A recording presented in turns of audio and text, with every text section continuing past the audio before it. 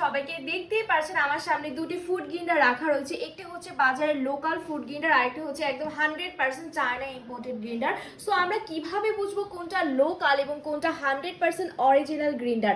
লোকালটা কিন্তু সাইজে অনেকটাই ছোট, মাত্র 8 ইঞ্চি, আর অরিজিনালটা কিন্তু 10 ইঞ্চি। সো বুঝতেই পারছেন লোকালটা কিন্তু সাইজে অনেকটা ছোট। এছাড়াও কিন্তু মশলাগুলো ব্লেন্ডিং হবে না এবং সামান্য একটু পানি পড়লে কিন্তু মোটর জ্বলে যাবে। সো কেন আমরা বাজারে লোকাল প্রোডাক্ট কিনবো? আমরা হচ্ছে এই 100% অরিজিনাল ফুড গ্রিন্ডারটাই কিন্তু কিনতে পারি, কারণ এটাতে কিন্তু চায়না মার্ক করে দেওয়া আছে। এছাড়াও কিন্তু ফিনিশিংটা অনেকটা গ্লেসি।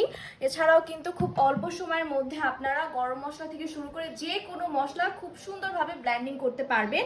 গ্রিন্ডারগুলোর কিন্তু প্যাকেজিং কিন্তু প্রায় সেম দেখতে। সো আপনারা এটার সাইজ এবং ফিনিশিং দেখে কিন্তু 100% অরিজিনাল ফুড গ্রিন্ডারটি বেছে নেবেন। সো যারা যারা অর্ডার করতে চাচ্ছেন সবাই স্ক্রিনে দেওয়া নাম্বারে যোগাযোগ করুন, অথবা পেজে গিয়ে আপনার নাম, মোবাইল নাম্বার, ঠিকানা দিয়ে অর্ডারটি প্লেস করে ফেলুন। ধন্যবাদ।